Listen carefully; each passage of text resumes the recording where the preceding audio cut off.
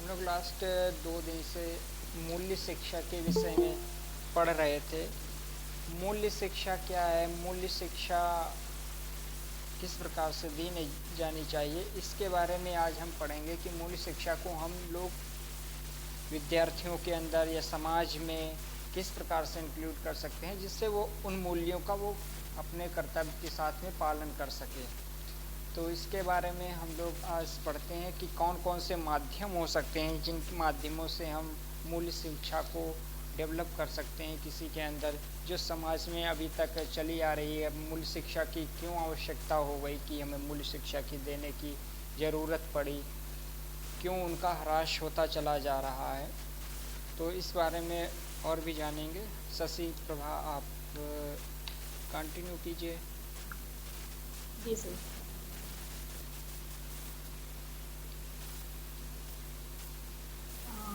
Good morning sir, good morning class.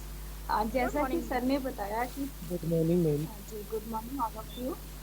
जैसा कि sir ने बताया कि जो हमारा टॉपिक चल रहा है इस कक्षा के अंतर्गत वो है वैल्यू एजुकेशन, जो पिछले 2 कक्षाओं से लगातार कंटिन्यू है। और इसी के जो हमारा टॉपिक है वैल्यू एजुकेशन, उसमें हमने ये जाना कि जो वैल्यू एजुकेशन है वो क्यों है और कैसे है और इसकी आवश्यकता क्यों पड़ी। और उसी के आगे हम पढ़ेंगे कि वैल्यू एजुकेशन की जो एजुकेशन है, या ये कह लें कि मूल्य शिक्षा कैसे दी जाए, उसके विषय में पढ़ेंगे। तो इसी के साथ हम आगे बढ़ते हैं।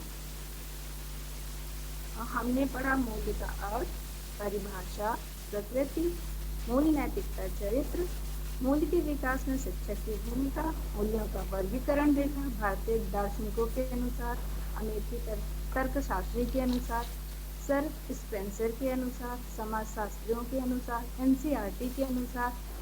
एनसीईआरटी ने 83 मूल्य बताए थे। उसके बाद मूल्य शिक्षा का अर्थ पढ़ा, उसकी परिभाषा पढ़ी, उसकी अवधारणा पढ़ी और मूल शिक्षा की विषय वस्तु पर नजर डाला। और फिर हमने आगे पढ़ा मानवीय मूल्य क्या है, नैतिक मूल्य क्या है, धार्मिक मूल्य क्या है और मूल्य पर शिक्षा के उद्देश्य क्या है, शैक्षिक सिद्धांत क्या है, मूल्य शिक्षा की आवश्यकता क्यों पड़ी ये भी जाना, और मूल शिक्षा के महत्व क्या होते हैं, हमने इसका भी अध्ययन किया। अब क्योंकि मूल शिक्षा एक बहुत ही देखा जाए तो कुछ शब्दों में इसको पढ़ाना संभव नहीं है, क्योंकि मूल शिक्षा अपने आप में एक बृहत रूप है और ये हमारे आसपास विद्यमान है। और इसी में अगला प्रश्न बनता है कि हमने जब देखा कि मूल शिक्षा क्या है, इस प्रश्न का उत्तर देखते हुए हमने अध्ययन किया। मूल शिक्षा की आवश्यकता क्यों पड़ी, उसके महत्व क्या है, हमने इसका अध्ययन किया। उसी में तीसरा प्रश्न बनता है कि मूल शिक्षा कैसे दी जाए। तो मूल शिक्षा कैसे दी जाए इसको थोड़ा सा समझेंगे कि मूल शिक्षा के संदर्भ में जो तीसरा प्रश्न मुख्य बनता है वो ये है कि मूल शिक्षा कैसे दी जाए। तो बच्चों को मूल शिक्षा कब और कैसे दी जाए, इस संदर्भ में हमें सबसे पहले जो मूल निर्माण के स्रोत हैं, मतलब जो माध्यम है मूल निर्माण के, उनके विषय में पढ़ना होगा। और मूल निर्माण प्रक्रिया यानी जो प्रोसेस है मूल निर्माण की, उसके विषय में पढ़ना होगा, समझना होगा। तो एक एक करके इसके बारे में जानते हैं, जिसमें हमारा है मूल निर्माण के स्रोत। तो मूल निर्माण के स्रोत यानी माध्यम, तो इसमें ये देखेंगे कि मनुष्य का जो जीवन है वो मनुष्य के जीवन के जो मुख्य आयाम है वो है सामाजिक, सांस्कृतिक, धार्मिक, आर्थिक और राजनैतिक। और समाजशास्त्रियों की दृष्टि से ये ही मूल्य उन्होंने इन्हीं मूल्यों को ही मूल निर्माण के प्रमुख स्रोत माने हैं, जिसको उन्होंने ये 5 भागों में बांटा है। ये 5 स्रोत बताए हैं, जिसमें पहला है समाज, दूसरा है संस्कृति, तीसरा है धर्म, चौथा है अर्थतंत्र और पांचवा है राजतंत्र। तो ये इसके मूल निर्माण के मुख्य स्रोत हैं। इसका एक एक करके हम अध्ययन करेंगे और समझेंगे। तो सबसे पहला हमारा बिंदु है समाज। समाज यानी सोसाइटी। मनुष्य जिस समाज में पैदा होता है और उसी के सदस्यों के साथ उसकी जो अंतःक्रिया होती है वो परस्पर और निरंतर चलती रहती है। और देखा जाता है कि अंतरक्रिया द्वारा वह उसी समाज के व्यवहारों को और जो समाज के मानदंड होते हैं उसको सीखता है और उन्हीं के प्रति उसमें आस्था भी पैदा होती है। देखा गया कि हम जिस सोसाइटी में रहते हैं उसके प्रति हमारी जो आस्था होती है वो ज़्यादा बढ़ चढ़कर होती है। मतलब अगर हम बात करें अपने राष्ट्र की, तो हम अपने राष्ट्र से इतना प्यार करते हैं कि अगर कोई हमारे सामने हमारे राष्ट्र के लिए कुछ अनुचित कहता है तो हम उससे लड़ बैठते हैं या उसका आंसर जरूर करते हैं। तो इसी तरह समाज मूल को भी बताया गया है और ये कहा गया है कि उन्हीं को वो महत्व देता है और आगे चलकर वे उसके जो व्यवहार उसी के आधार पर निर्देशित और नियंत्रित करने लगते हैं। और इसके बाद हम देखेंगे अगला बिंदु है संस्कृति। संस्कृति यानी कल्चर। किसी समाज की सबसे बड़ी विशेषता उसकी संस्कृति होती है और मनुष्य जिस समाज में रहता है सर्वप्रथम उसी की संस्कृति, उसी के रहन सहन और खान पीन की जो खाने पीने की विधियां होती हैं और जो उसका रहन सहन और व्यवहार प्रतिमान होते हैं, भाषा, साहित्य और धर्म, दर्शन, आदर्श और जो विश्वास है वो विशिष्ट रूप से वहीं से देखता है और वहीं से सीखता और धारण करता है। ये कह लें कि वहीं से उसको उस चीज़ की इन सब चीज़ों का ज्ञान होता है, उसको समझता है और सीखता है और उसके बाद उसे वो धारण करता है। लेकिन अगर फिर भी ये कहें कि धीरे धीरे उसमें उनके प्रति आस्था उत्पन्न हो जाती है, वह उन्हें महत्व देने लगता है और उससे उसका जो व्यवहार है वो भी निर्देशित और नियंत्रित होने लगता है। और इस आधार पर कहा जा सकता है कि संस्कृति मूल्य निर्माण का दूसरा बड़ा स्रोत माना गया है। अब तीसरे बिंदु की ओर बढ़ते हैं जो है हमारा धर्म। तो धर्म यानी रिलीजन, इसके बारे में वैसे हमने पीछे भी चर्चा किया है लेकिन एक बार फिर से बता देते हैं कि किसी समाज की जो संस्कृति का सबसे जो प्रभावशाली तत्व है वो धर्म है और हम सभी अपने अपने धर्मों में बंधे हुए हैं। उसी के जो मूल्य है या कह लें जो उसके मानदंड है उनके आधार पर ही हमारा व्यवहार होता है, हमारे क्रियाकलाप होते हैं।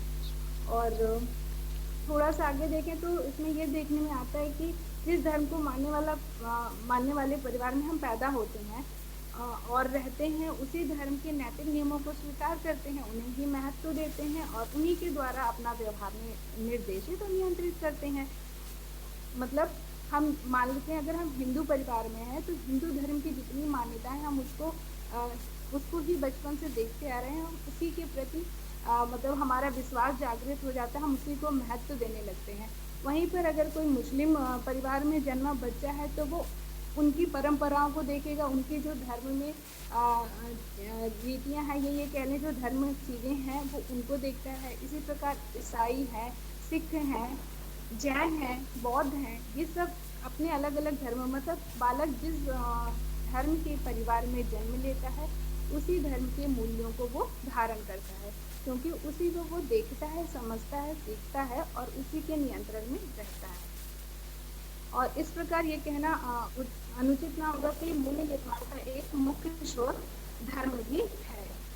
और इसके अगले बिंदु पर बढ़ते हैं जो है हमारा अर्थतंत्र। तो इसमें देखेंगे कि किसी समाज, राज्य अथवा राष्ट्र का जो अर्थतंत्र है वो भी मूल्य निर्माण का एक स्रोत होता है। ठीक, अब वो कैसे होता है उसको हम एक उदाहरण से समझेंगे कि जैसे मान लें कि जिस समाज में एक पूंजीवादी अर्थव्यवस्था होती है, ठीक है, उसमें दो वर्गों का निर्माण होता है।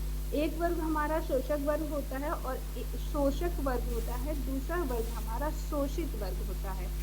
और शोषित वर्ग के व्यक्तियों में शोषक वर्ग के व्यक्तियों के प्रति घृणा और द्वेष का भाव उत्पन्न होता है। और दूसरी तरफ जिस समाज में समाजवादी अर्थव्यवस्था होती है उसमें योग्य का आदर होता है। सब एक दूसरे से प्रेम करते हैं, सब एक दूसरे का सहयोग करते हैं। और यहाँ पर ये कहना गलत ना होगा कि ये भी मूल्य निर्माण का एक स्रोत है। मतलब ये कह लें कि अगर हम एक ऐसे ये देखें कि जो अर्थव्यवस्था का समाजवादी अर्थव्यवस्था है क्योंकि मानव एक सामाजिक प्राणी है और उसी के आधार पर ही जो नैतिक नियम है उनका निर्वाहन करता है। तो उसमें ये कहा गया है कि आप किसी की निंदा नहीं कर सकते और आ, मतलब किसी को हानि नहीं पहुंचा सकते, सभी एक समान है, कोई छोटा बड़ा नहीं है, ये हमारे मूल्य बताए गए हैं। तो उसी के आधार पर यहाँ कहते हैं कि योग्य का आदर होता है और एक दूसरे जो होते हैं सब आपस में प्रेम पूर्वक रहते हैं और एक दूसरे का सहयोग करते हैं। और उसी के बाद हम अगले बिंदु की ओर बढ़ते हैं। हमारा अगला बिंदु है राजतंत्र। राजतंत्र यानी पॉलिटिकल ऑर्डर, यानी राज का प्रभुत्व तो प्रारंभ से ही चला रहा, मतलब कई सालों से या बहुत ही पहले से ही चला आ रहा है। यह बात दूसरी है कि जो एक तंत्र है वो शासन प्रणाली में उसका प्रभुत्व अपेक्षाकृत अधिक होता है, ठीक है, लेकिन लोकतंत्र शासन प्रणाली में कम हो जाता है। और जब इसको इस तरीके से भी समझे कि जब राजतंत्र द्वारा निश्चित जो सिद्धांत और आदर्श वो व्यक्ति द्वारा महत्व देना स्वाभाविक, मतलब जो व्यक्ति होता है वो राजतंत्र द्वारा जो निश्चित सिद्धांत और आदर्श होते हैं उनको जो वो महत्व देना स्वाभाविक, मतलब उसके लिए स्वाभाविक समझता है, तो उस पर जब विश्वास करता है तो वो उसको पूर्णतः महत्व देता है और उसको मानता है। तो इस प्रकार ये भी कह सकते हैं कि राजतंत्र भी मूल निर्माण का एक स्रोत है। अब इसके आगे हम बढ़ेंगे। मूल शिक्षा की प्रक्रिया। तो कोई भी शिक्षा जब दी जाती है तो एक कोई भी कार्य किया जाता है तो एक प्रक्रिया बना के किया जाता है, एक प्रोसेस में किया जाता है, तो वो कार्य उचित होता है और उसका एक उचित रिजल्ट भी निकलता है। तो इसीलिए हमारा ये अगला बिंदु है मूल शिक्षा की प्रक्रिया। इसमें कुछ बिंदु हैं जिनको देखेंगे। तो इसमें सबसे पहला जो बिंदु है, पहले इसको थोड़ा सा समझेंगे कि जो मूल शिक्षा की प्रक्रिया है वो किन के आधार पर है, थोड़ा सा इसको समझते ही आगे बढ़ेंगे तो आगे आने वाले बिंदु आपको अच्छे से समझ में आएंगे। जैसे इसमें अगर हम कहें कि जो मनुष्यों में मूल्यों का निर्माण कैसे होता है, ये एक बड़ा विषय है, ठीक है। और देखें कि इस युग में सबसे अधिक विचार किसने किया है, तो इस युग में सबसे अधिक विचार यहाँ पर तीन तरीके के लोगों ने किया है, जिसमें मनोवैज्ञानिक हैं, समाजशास्त्री हैं और मानव शास्त्री हैं। इन्होंने इस पर विशेष कार्य किया है, विशेष विचार किया है। तो जो मनोवैज्ञानिक हैं उनकी दृष्टि से मनुष्यों में मूल्यों के निर्माण की जो प्रक्रिया है उन्होंने उसके 3 पद बताए हैं। पहला पद है संज्ञानात्मक, दूसरा है भावात्मक, तीसरा है क्रियात्मक। और उन्हीं के अनुसार बच्चा जब सबसे पहले, अगर हम इसको सरल शब्दों में समझे तो बच्चा जब सबसे पहले अपने समाज के व्यवहार को, मानदंड को, नैतिक नियमों को, सिद्धांतों, आदर्शों को बिना सोचे समझे स्वीकार करता है, मतलब उसको उसके बारे में कुछ पता नहीं होता है, कोई जानकारी नहीं होती, उसको पता ही नहीं है कि ये है क्या, उसके बिना जब वो उसे स्वीकार करता है उसके बाद जैसे जैसे उसमें विवेक शक्ति का विकास होता है, मतलब पहले तो वो उनको इसलिए कर रहा होता है क्योंकि ये नियम बनाए गए हैं और हमको ये करना है।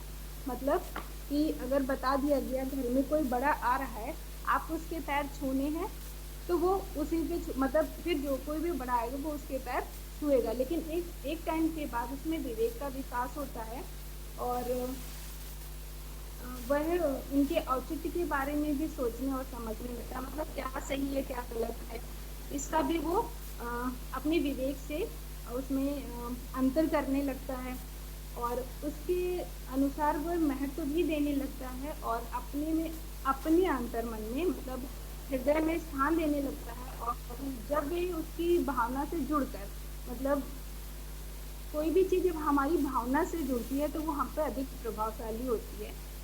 भावना से जुड़कर उसके अंतर्मन में स्थान बना लेते हैं तो उसके व्यवहार को पूर्णतः निर्देशित और नियंत्रित करने लगते हैं। और इसके बाद इसमें जो मानव शास्त्री हैं वो क्या कहते हैं, उनका कहना है कि मूल्यों को सांस्कृतिक लक्षणों के रूप में स्वीकार करते हैं। उनकी दृष्टि से मूल्यों का निर्माण स्वसंस्कृति ग्रहण की प्रक्रिया द्वारा रहता है, मतलब जो संस्कृति है उसकी जो नियम है उसको खुद से ग्रहण करना उस प्रक्रिया के द्वारा होता है। और उनका और ये सरल शब्दों में अगर कहें तो इनका ये मत है कि बच्चा जिस समाज में पैदा होता है उसी की संस्कृति अर्थात उसी की रहन सहन एवं खान पान की विधियों, जो भी हमने आगे बोला कि खान पान की विधियों, व्यवहार प्रतिमानों, भाषा, इन सब का भी वो विश्वास करता है और उनको ग्रहण करता है।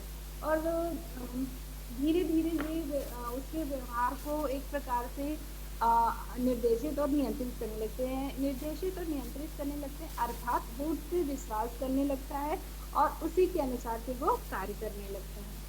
और इसमें जो अंतिम है वो है समाजशास्त्री, और उनकी दृष्टि से मूल शिक्षा की प्रक्रिया कैसी होनी चाहिए उस पर नजर डालते हैं। तो वो कहते हैं कि मनुष्यों में मूल्यों का निर्माण सामाजिकरण की प्रक्रिया के साथ होता है। उनका उनका कहना है कि बच्चा जिस समाज की सामाजिक क्रियाओं में भाग लेता है उसी की भाषा सीखता है। मतलब ये बिल्कुल है, इन्वायरमेंट किसी भी को इफेक्ट करती है। कहते हैं हमारी ग्रोथ में बहुत ज़्यादा इफेक्ट करता है इन्वायरमेंट। जैसा हमारा इन्वायरमेंट होगा हमारी ग्रोथ भी उसी वैसी ही होगी। मतलब हमारे आसपास का वातावरण हमारे जो विकास होता है उसको प्रभावित करता है। तो यहाँ पर इन्होंने ये बताया है कि जैसा हम जानते हैं कि जो मानव है वो सामाजिक प्राणी है और समाज में ही रहता है, और जिस प्रकार से वो उनके क्रियाकलापों का निर्वहन करता है, ये कह लें कि उनके क्रियाओं में भाग लेता है, उसको महत्व देता है, उसको सीखता है और धीरे धीरे और मतलब सीखता है, उसको महत्व देता है, धारण करता है, तो फिर वो समायोजन भी करने लगता है उसी के आधार पर, और धीरे धीरे उनके प्रति स्थायी भाव बन जाते हैं उसके, और फिर उस प्रकार से वो नैतिक मूल्यों का निर्वहन करने लगता है, जिससे उसका व्यवहार जो होता है वो निर्देशित और नियंत्रित हो जाता है। और इसी के साथ हम आगे बढ़ते हैं और मूल शिक्षा की प्रक्रिया के पहले पड़ाव पे बढ़ते हैं, जिसका पहला बिंदु है परिवार और मूल शिक्षा। देखिए किसी भी का जो मतलब मूल शिक्षा के लिए जो हमारा परिवार है वो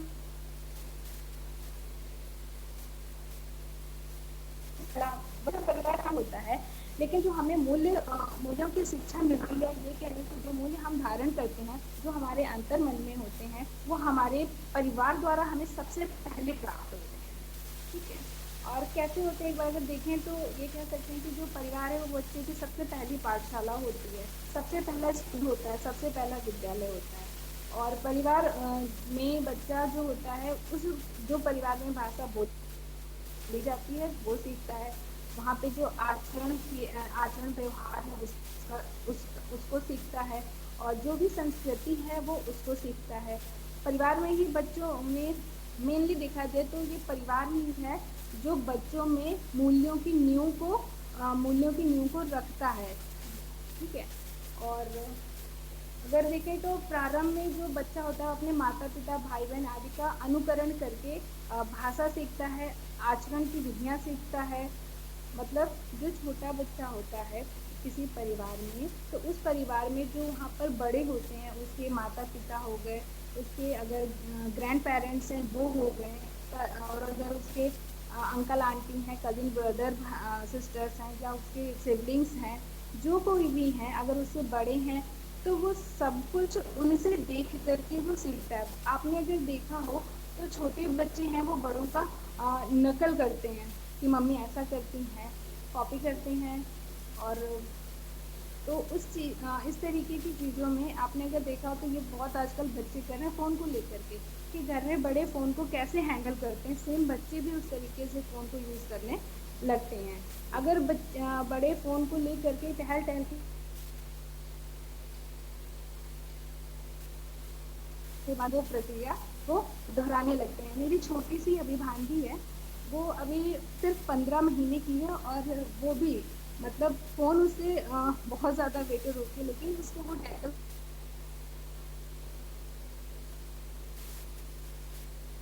कर लेती है, और जैसे उसके पापा होती है। तो इस तरीके की जो बच्चा यहाँ पर सिंपल अगर देखें तो परिवार में बच्चा जो सीखता है, जो देखता है वो ही सीखता है। तो इसी के साथ हम इसके पहले बिंदु को देखते हैं। पहला बिंदु है हमारा मूल्य आधारित आचरण। जो मूल्य आधारित आचरण है वो मूल शिक्षा का एक स्वाभाविक क्रम है। ठीक है, और व्यवहार से व्यवहार की ओर, मतलब इसमें ये बताया गया है कि जो हमारा आचरण है वो दूसरे के आचरण पर आधारित हो जाता है। अर्थात अगर जैसे छोटे बच्चे का एग्जाम्पल दिया कि वो बड़ों के आचरण को ग्रहण करते हैं, उनसे सीखते हैं देख के। और इसी प्रकार अगर हम अपने बड़ों का देखें तो वहाँ पर भी है कि हम भी ये चीज़ें जरूर सीखते हैं और ग्रहण करते हैं। और अगर हम करें बात प्रारंभ में बच्चों की, तो जो बच्चे होते हैं वो अपने जैसा मैंने अभी बताया कि बड़ों से सीखते हैं। और कुछ बड़ा होने पर वे इनके औचित्य के बारे में सोचने लगते हैं, और क्योंकि उत्तर में वे मूल्यों पर पहुंच जाते हैं। मतलब वो धीरे धीरे अपने, जब उनका विवेक विकसित हो जाता है या उनके विवेक का विकास हो जाता है, तो वो उनके जो ये सारे क्रियाकलाप होते हैं कि वो ऐसा कर रहे हैं तो क्यों कर रहे हैं, वो उनमें अंतर्वेद करने लगते हैं और अपने विवेक का यूज करके वो औचित्य है नहीं है इसके विषय में भी सोचने लगते हैं। बहुत ज़्यादा समय ना लेते हुए हम अगले बिंदु पर पहुंचते हैं, जो है कहानी कथन। तो कहानी कथन के बारे में हमने कल भी बताया था। आज भी सेम वही चीज़ें हैं कि हमारे यहाँ परिवारों में सुनाई जाने वाली जो दादी नानी की कहानियाँ हैं, उसका बहुत बड़ा महत्व है। हम, अगर आपको याद हो, ये हम सबके साथ हुआ है। कोई एक सिंगल क्लास में ऐसा मतलब स्टूडेंट नहीं होगा, इवन हमारे सर भी नहीं होंगे जिन्होंने अपनी दादी नानी की कहानियाँ नहीं सुनी हैं। वो हमें रोचक कहानियाँ और हमें वो मोटिवेट करने वाली कहानियाँ, और वो हमें ऐसी ऐसी महापुरुषों के बारे में बताती या ऐसी घटनाओं को कहानी के रूप में बताती थी जिससे हम बहुत खुश भी होते थे और बहुत ही उत्साहित होते थे। अच्छा, जब वो कर सकते तो मैं भी कर लूँगा। उम्मीद है ये सबसे को रिलेट कर रहा होगा, क्योंकि इस चीज़ को हम सब ने कहीं ना कहीं जिया है और देखा है। तो इसके साथ इसमें और कुछ ज़्यादा बताने का है नहीं, उसके साथ आगे बढ़ते हैं और देखते हैं रेडियो टेलीविज़न कार्यक्रम विश्लेषण ये क्या है। तो देखिए, इसमें आजकल हमारे यहाँ अधिकतर परिवारों में रेडियो और टेलीविज़न कार्यक्रम सुने और देखे जा रहे हैं। बिल्कुल ऐसा कोई सिंगल घर नहीं होगा जहाँ पर टेलीविज़न नहीं होगा, ठीक है। और इन पर विभिन्न प्रकार के कार्यक्रमों का प्रसारण होता है, जिसमें कहानी भी दिखाए जाते हैं, नाटक हैं, धारावाहिक हैं, और पिक्चर्स मतलब मूवीज़ वगैरह, ये सभी चीज़ों का प्रसारण होता है। और परिवार के अनेक सदस्य इन्हें एक साथ बैठ के देखते हैं, सुनते हैं। बच्चे भी इन कार्यक्रमों के प्रति अपने माता पिता आदि की जो उनकी अनुक्रियाएं होती हैं उनको बड़ी गौर से देखते रहते हैं। और बहुत अच्छा अवसर होता है जब माता पिता अपनी सही अनुक्रियाओं द्वारा बच्चों को प्रभावित कर सकते हैं। मतलब माता उन्हें सत्य की ओर अग्रसर कर सकते हैं और असत्य से उन्हें सावधान कर सकते हैं। माता पिता को चाहिए कि वे मूल्य आधारित और मूल प्रतिकूल व्यवहारों में भेद करें और बच्चों को मूल्य आधारित आचरण की प्रेरणा दें। अर्थात जो हमारे टेलीविज़न में प्रसारण होता है, हम ये कह लें कि जो कहानियाँ दिखाई जाती हैं, जो नाटक आते हैं, या बच्चों के लिए जो कार्टून फिल्म्स आती हैं, उनमें भी कहीं ना कहीं मूल्यों को हम तक पहुंचाने का कार्य किया गया। उसमें भी बताया जाता है कि क्या सही है और क्या गलत, हमें क्या करना चाहिए, क्या नहीं करना चाहिए। और हमारे माता पिता, अगर बच्चे उस चीज़ को नहीं समझ पा रहे हैं तो हमारे माता पिता साथ बैठकर उन कार्यक्रमों में जो चीज़ें प्रसारित हो रही हैं उनका विश्लेषण करें और हमें मतलब बच्चों को बताएं कि आपको ये ऐसा होता है, ऐसा करने से ऐसा होता है, अगर आप ऐसा करेंगे तो ऐसा होगा। अगर उनमें भेद करना वो बताते हैं तो बच्चे उसको बहुत ही रुचिपूर्वक सीखते हैं। तो आगे बढ़ते हैं और अगले बिंदु को देखते हैं।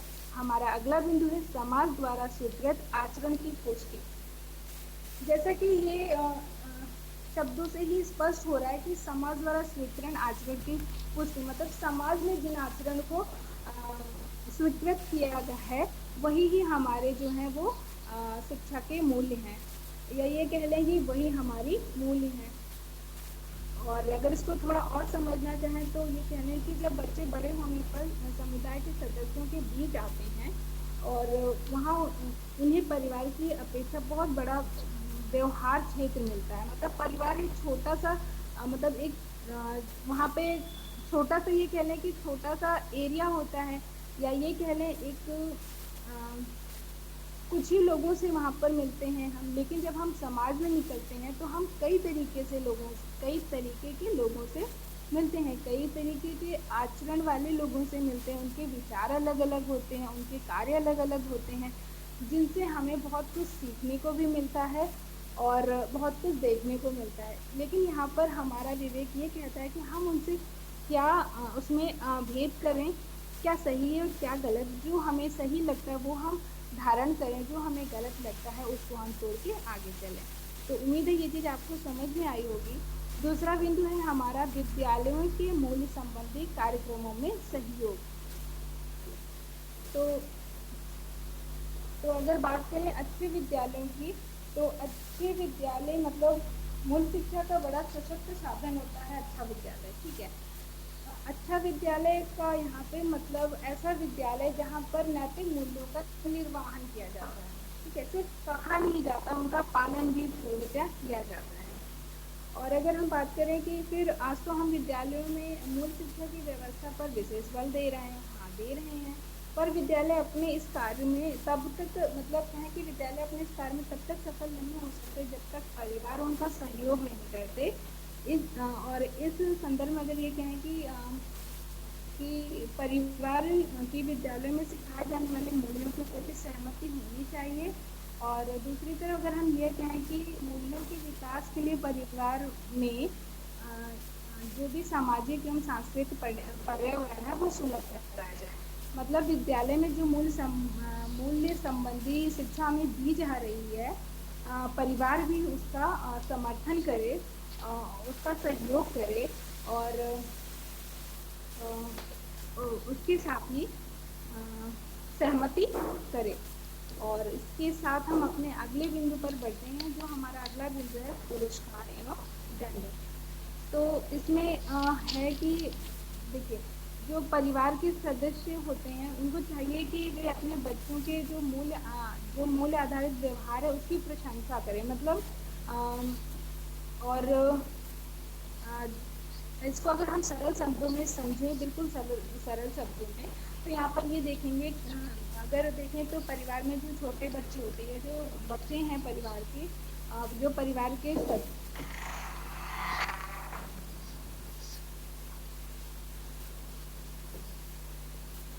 मत बोलिए ना।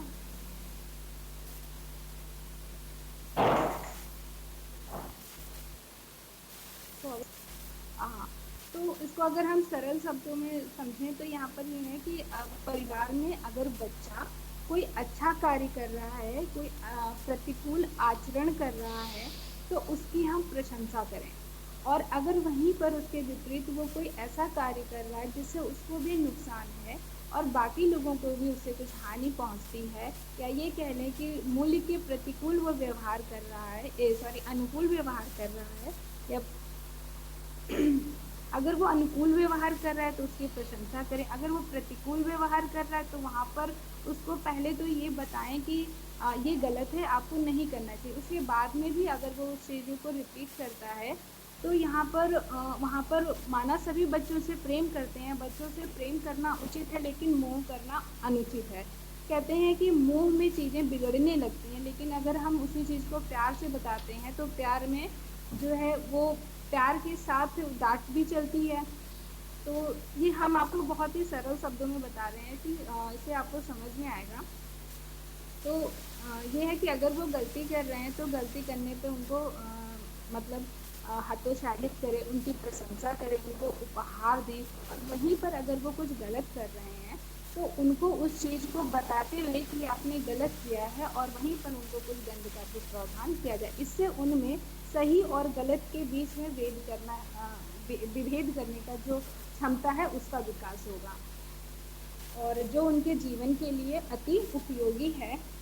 आगे बढ़े और अगले बिंदु को देखते हैं, कष्ट सहन करने के लिए मानसिक तैयारी। हाँ, मतलब बच्चे को इस योग्य बनाए मूल शिक्षा के द्वारा कि वो जीवन में आने वाले कष्टों को भी सहन करने के लिए मानसिक तौर पर तैयार रहे। ठीक। मतलब व्यवहारिक जीवन में ऐसा देखा जाता है कि मूल्यों की रक्षा में कभी कभी मनुष्य को कष्ट भी भोगना पड़ता है। मतलब मूल्यों का निर्वहन करने के लिए या उनकी रक्षा करने के लिए हमें कभी कभी कष्ट भी सहन करने पड़ते हैं। जैसे अगर हम एक उदाहरण दें तो भगवान राम का अगर उदाहरण दे तो भगवान राम को वनवास भोगना पड़ा था। राजा हरिश्चंद्र को शमशान भूमि के भांगी के यहाँ नौकरी करनी पड़ी थी। ठीक। और महाराणा प्रताप को जंगलों में मारे मतलब जंगलों में रहना पड़ा था। वो छुप छुप कर रहते थे। और मतलब ये कहा गया है कि कभी कभी मूल्यों अब देखिए जो भगवान श्री राम थे उन्होंने वनवास को स्वीकार कर लिया था। उन्होंने उस पर अपने पिता से एक प्रश्न भी नहीं पूछा था कि पिताजी मतलब हमने क्या गलती की और हमें ये सजा क्यों दी जाती है, क्योंकि वो उनके मूल्यों में थे। और कि हाँ पिताजी ने ये चीज सही है तो ये हमारे लिए जरूर उचित ही होगा, इसमें अनुचित नहीं है। क्योंकि उस समय की बात करें या आज की बात करें कभी भी हमारे गार्जियन हमारे लिए जो भी करते हैं वो उचित ही होता है। तो ये भी हमारे एक मूल्य होते हैं। उस प्रकार से उन्होंने उसको स्वीकार किया और फिर वनवास में चले गए। उम्मीद है इतना आपको समझ में आया होगा। और आगे बढ़ते हैं और देखते हैं अगला बिंदु क्या कह रहा है। तो हमारा अगला बिंदु है समुदाय और मूल्य शिक्षा। इसमें थोड़ा सा समझते हुए फिर इसके बिंदुओं पर आएंगे। तो इसमें सबसे पहले अगर देखें तो व्यक्ति और समाज का संबंध जो है वो एक दूसरे पर आश्रित है। मतलब एक दूसरे से मिला हुआ है। बिना व्यक्ति के समाज क्या है बन सकता है, नहीं बन सकता। तो इसलिए वो एक दूसरे से आश्रित है, ये एक दूसरे से मिले हुए हैं। और अगर देखें तो व्यक्तियों से ही समाज का निर्माण होता है। और जो समाज या ऐसा कह लें कि समाज व्यक्तियों का निर्माण करता है, ये भी सही होगा। मतलब दोनों ही एक दूसरे से साथ चलते हैं, पैरेलल चलते हैं, एक के बिना दूसरे का अस्तित्व नहीं है। और आगे इसी में देखते हैं कि परिवार की जो सीमा होती है वो बहुत छोटी होती है। और जो उसके विपरीत समाज की सीमा जो है वो अनंत है। मतलब आप चारों तरफ देखें तो हमारे आसपास का जो भी सब कुछ है वो हमारा समाज है। और अगर इसको ऐसे देखें कि हर बच्चे को हर स्थिति में माता पिता का प्यार मिलता है, अपने आप को सुरक्षित अनुभव करता है। और मतलब हम जब अपने पेरेंट्स के साथ रहते हैं उनके साथ हम खुद को सुरक्षित महसूस करते हैं। ठीक है। और वहीं पर अगर थोड़ा सा आगे देखें तो ये है कि समुदाय में तो उन्हीं बच्चों की प्रशंसा होती है और उन्हीं को सुरक्षा प्रदान की जाती है जो समाज द्वारा स्वीकृत आदर्शों, सिद्धांतों और व्यवहार मानदंडों के आधार पर व्यवहार करते हैं। मतलब कि अब चाहे कोई बच्चा हो या कोई बड़ा व्यक्ति हो, समाज में उसी को ही सम्मान और प्रशंसा मिलती है जो समाज के द्वारा बनाए गए नियमों का पालन करता है। उसी के साथ हम इनके बिंदुओं को पढ़ते हैं और एक एक करके देखते हैं कि क्या है। तो सबसे पहला बिंदु है मूल्य आधारित आचरण। अब ये परिवार और मूल्य शिक्षा में भी और यहाँ पर भी कुछ ना कुछ अंतर होगा। तो इसमें क्या अंतर है और यहाँ क्यों है सेम चीज़, तो उसको देखते हैं कि मतलब अगर हम इसको ऐसे देखें कि आज हम मूल्यहीन जीवन जी रहे हैं, अगर हम देखें तो आज हम मूल्यहीन जीवन जी रहे हैं और या यूँ कहें कि गैर मूल जीवन ही जी रहे हैं। और ये भी कहा जाता है कि जो हमारी कथनी में मूल्यों की अब चर्चा और करनी में गैर मूल्य प्रदर्शित हो रहे हैं। मतलब हम सिर्फ कहते हैं कि ये हमारे मूल्य हैं, लेकिन जब बात आती है उन मूल्यों को मानने की, उनका पालन करने की, तो वहाँ हम पीछे हट जाते हैं। तो वो कहा गया है ना, कथनी और है और करनी और है। तो वहाँ पर ये कहा गया है कि जो समाज या समुदाय की बात करें तो वहाँ पर कुछ लोग ऐसे भी हैं जो कहते तो हैं बहुत बड़ी बड़ी कि नहीं ये मूल्य है हमारे और हम सबको इन मूल्यों के मानदंडों का निर्वहन करना चाहिए। समाज द्वारा जितने भी नियम बनाए गए हैं, सैद्धांतिक नियम है उन और सैद्धांतिक मानदंड उन सब का हमें पालन करना चाहिए, अनुसरण करना चाहिए। लेकिन वो कहते ज़रूर हैं, लेकिन क्या वो खुद करते हैं? अगर हम देखें तो अगर हम यहाँ पर एग्ज़ाम्पल किसी राजनेता का लें, तो वो जैसा कहते हैं कि ये किसी की आलोचना नहीं है, जैसे एक उदाहरण है कि जब उन्हें इलेक्शन मतलब वो खड़े होते हैं इलेक्शंस के लिए, उन्हें वोट चाहिए होते हैं, तो वो सीधे-सीधे जो उनका व्यवहार होता है, अगर आप उनके व्यवहार को देखें, उनके शब्दों के चयन को देखें, तो वो कितना ही निर्मल होता है, कितना मधुर होता है और सबके हित में कही गई बात होती है। कि मैं ये कर दूँगा, यहाँ पर पूरे दिन 24 घंटे की लाइट आएगी, पानी की पूरी व्यवस्था होगी, सड़कें पक्की होंगी और आप लोगों को किसी तरीके का कोई समस्या नहीं होगी। लेकिन क्या ऐसा वो पूर्णतः कर पाते हैं? नहीं। तो वही है कि मूल्य वहीं पर ही हमारे जो सर्वमान्य होते हैं, या ये कह लें उन्हीं की प्रशंसा होती है, जो उन मूल्यों को जो अपने द्वारा कहते हैं और उसका फिर खुद भी निर्वाहन करते हैं। उम्मीद है आपको समझ में आया होगा। थोड़ा-सा आगे बढ़ते हैं और अगले बिंदु को देखते हैं। जो हमारा अगला बिंदु है, मूल्य प्रधान नाटकों का मंचन। मतलब कि एक समय था जब हम नाटकों के माध्यम से लोगों को का मनोरंजन करते थे और साथ ही साथ उन्हें आचरण की शिक्षा देते थे। मतलब नाटकों के माध्यम से और मूल्य आधारित जीवन जीने और मूल्यों की रक्षा करने की प्रेरणा भी देते थे। पर आज ना तो नाटक मंच होता है और ना ही जी और यदि होता भी है तो केवल अ, यथार्थ का नंगा चित्र होता है। और यदि हम रामलीला, कृष्ण लीला, नाटक, स्वांग इन सब का प्रदर्शन मनोरंजन के साथ मूल शिक्षा के उद्देश्य से करें तो मूल शिक्षा में बड़ा सहयोग मिलेगा। अर्थात अगर अब ये तो हो गई बात, लेकिन अगर हम इसको सरल सरल शब्दों में समझें तो आपने देखा होगा कि पहले क्या होता था कि एक गुट मतलब एक टीम या कह लें, क्या गुट कह लें, वो जगह-जगह जैसे गाँव में किसी जगह पर या किसी चौराहे पे वो क्या करते थे, कोई एक ऐसा टॉपिक लेते थे या ऐसा विषय चुनते थे जिसके आधार पर वो अपने पात्रों को तैयार करते थे। उनके द्वारा कहे गए शब्दों को तैयार करते थे। वो क्या कहेंगे, हर पात्र का अपना अलग-अलग ये कह लें कि डायलॉग्स रेडी करते थे, एक स्क्रिप्ट तैयार करते थे। उसके आधार पर अपना नाटक का आयोजन करते थे। तो कभी आपने देखा होगा, कभी देखा कि स्त्री शिक्षा को कैसे बढ़ावा दिया जाए, इस पर नाटक किया। और बाल विवाह को कैसे रोका जाए या बाल विवाह पे क्या जो नकारात्मक प्रभाव पड़ते हैं उससे परिचित कराने के लिए नाटक किया गया। और बाल विवाह को कैसे रोका जाए इसके लिए नाटक मंच तैयार किया गया। मतलब और ये देखें कि जो बाल श्रम है उस पर भी बहुत सारे इस तरीके के नाटक देखने को मिले हैं। और बात करें तो इस तरीके के नाटकों से सीधा-सीधा यही था कि जब हम एक साथ मिल करके एक खुले वातावरण के नीचे, या ये कह लें कि ऐसे किसी विषय से रिलेटेड जो हम सबसे कहीं न कहीं जुड़ा हुआ होता है, उसको जब हम सब तक पहुँचाते हैं और उसका ये जो मंचन या मंच को हम माध्यम बना के आगे बढ़ते हैं, तो वहाँ पर हम अधिक से अधिक लोगों तक मूल्य को पहुँचाते हैं या उन तक उन चीज़ों को पहुँचाते हैं। और कहीं न कहीं जब वो उस नाटक को देखते हैं, तो वो चीज़ें उनके अंतर्मन को एक बार टच ज़रूर करती है और वो उस पे चिंतन करने को मजबूर हो जाते हैं। तो बहुत हद तक देखा जाए तो कहीं न कहीं सुधार भी देखने को मिलता है।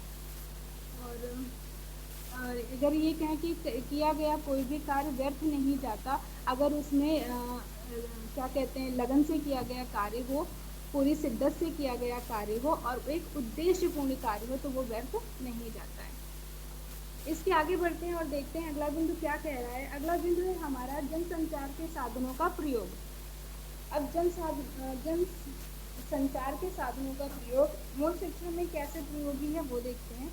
तो जनसंचार यहाँ से देखें तो सीधे-सीधे निकल रहा है कि पत्र पत्रिकाएँ हैं, रेडियो, ट्रांजिस्टर, टेलीविज़न और आज के परिप्रेक्ष्य में देखें हम तो हमारा मल्टीमीडिया, इंटरनेट, जितने भी सोशल साइट्स हैं वो सारे महत्वपूर्ण हैं। कैसे हैं? मतलब इनमें भी रेडियो के माध्यम से हम जो कार्यक्रम है उनका प्रसारण कर सकते हैं, जो कम समय में हम ज़्यादा से ज़्यादा लोगों तक पहुंचा सकते हैं। जो भी हमें कोई संदेश देना है या किसी चीज़ को, या ये कह लें कि कोई संदेश हमें एक बृहद स्तर पर पहुंचाना है, तो हम इन माध्यमों का यूज़ करते हैं, जो कि हमारे लिए मतलब जो कि ये माध्यम बहुत ही सिद्ध साबित होते हैं, एक व्यापक स्तर पर ये कार्य करते हैं। आगे बढ़ते हैं और देखते हैं अगला बिंदु क्या कह रहा है। हमारा अगला बिंदु है समाज सेवा कार्य। तो सामुदायिक और मूल शिक्षा में एक जो ये बिंदु है समाज सेवा कार्य, ये भी महत्वपूर्ण है। और वो कैसे है देखते हैं कि क्योंकि समाज की बात की गई है, समुदाय की बात की गई है, तो यहाँ पे सेवा कार्य की बात करना उचित होगा।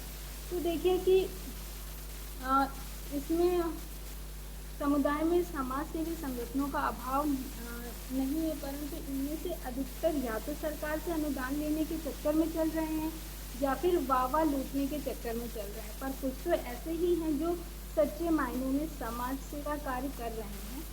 मतलब अगर हम बात करें यहाँ पर कि समाज सेवा कार्य, मतलब बहुत लोग तो ऐसे हैं जो सिर्फ और सिर्फ वो कहते हैं ना, दूर के डोल सुहावने, या ये कह लें कि हाथी के दांत खाने के और दिखाने के और होते हैं। तो ऐसे ही हमारे कुछ व्यक्तित्व भी होते हैं जिसमें अगर हम देखें तो देखने को मिलते हैं। तो बेशक उन्हें समाज सेवक बनाया जाता है या हमारे द्वारा चुना जाता है, लेकिन क्या वो जो कार्य करने को कहते हैं वो उन्हें वो पूरा करते हैं? नहीं करते। जो करते हैं वो पूर्णतः सामुदायिक मूल्यों का निर्वाहन करते हैं, समाज के द्वारा जो नियम बनाए गए उनका निर्वाहन करते हैं, लेकिन जो नहीं करते हैं वो तो इसके विपरीत कार्य करते हैं। तो यहाँ पर दोनों ही पक्ष हैं और दोनों ही पक्षों को समझना था, इसलिए ये समझाया। और अगले बिंदु पर पढ़ते हैं, देखते हैं अगला बिंदु है हमारा धार्मिक एवं नैतिक शिक्षा। तो इसमें देखें कि प्रत्येक धर्म में कुछ नैतिक नियमों का प्रतिपादन किया गया है और प्रत्येक मनुष्य के लिए इसका पालन करना आवश्यक बताया गया है। धर्म में हमारी आस्था होती है और हम इन नियमों का पालन भी करते हैं, और पर थोड़ा संकीर्ण रूप में। अर्थात तो ये कहें कि जहाँ बात आ जाती है धर्म की, तो बेशक जहाँ बात आती है धर्म की, हम सभी अपने अपने धर्मों से जुड़े हुए हैं और जिसको जिस धर्म में आस्था है वहाँ पर उसकी सोच कहीं ना कहीं जा कर के, वो चाहे कितना भी खुद को संकीर्ण ना समझे, लेकिन वहाँ पर जा कर के अपने धर्म के लिए वो संकीर्ण सोच आ जाती है, अरे ये तो मेरा धर्म है। फिर वहाँ पर नैतिक शिक्षा की अगर बात करें तो नैतिक शिक्षा फिर कहीं ना कहीं विफल हो जाती है, या ये कह लें कि कहीं हद तक विफल हो जाती है। मतलब जहाँ बात आ जाती है अपनेपन की या अपने पराये की। वैसे तो मूल शिक्षा में अपना पराया शब्द लिया ही नहीं गया है, और जहाँ अपना पराया शब्द आ जाए वहाँ पे नैतिक शिक्षा नहीं है, क्योंकि यहाँ सबको एक समान माना गया है, सभी धर्मों को एक समान माना गया है, सभी जीव जंतुओं को, सभी मनुष्यों को एक समान माना गया है। लेकिन फिर भी ऐसी सोच हमारे सामने आ जाती है। अब इसमें भी जो अगला बिंदु है वो है पुरस्कार एवं दंड। तो इस वहाँ पर हमने, क्योंकि परिवार के साथ था, बच्चे का उदाहरण था। अब यहाँ पर देखें तो समुदाय में प्रायः मूल्य आधारित जीवन जीने वालों को आदर्शवादी कहा जाता है, उनकी प्रशंसा की जाती है और उनकी दीनहीन दशा पर सक्रिय रुख बहुत कम लोगों का होता है।